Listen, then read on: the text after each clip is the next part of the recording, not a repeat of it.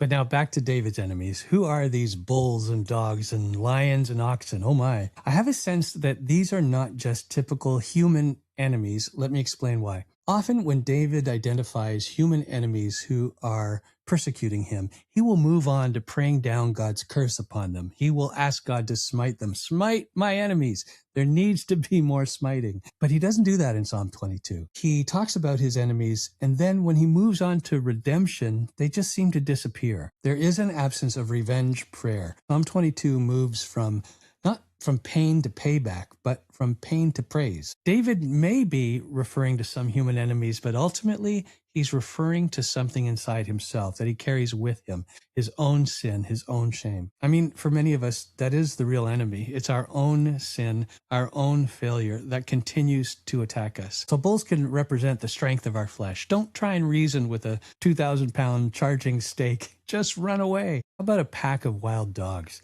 They're scavengers. They're opportunists. They pick you apart over time, wearing you down. I see shame as being like this pack of wild dogs. Shame is a scavenger. It doesn't try and kill you all at once. It just keeps chewing away at what's already wounded. Now, how about lions?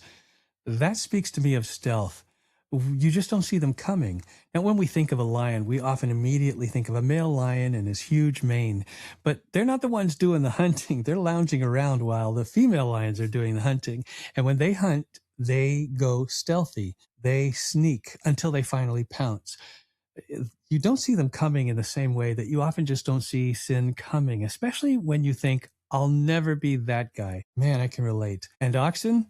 He doesn't just talk about being trampled by oxen. He talks about being impaled on their horns. You can become stuck on the horns of sin and the horns of shame.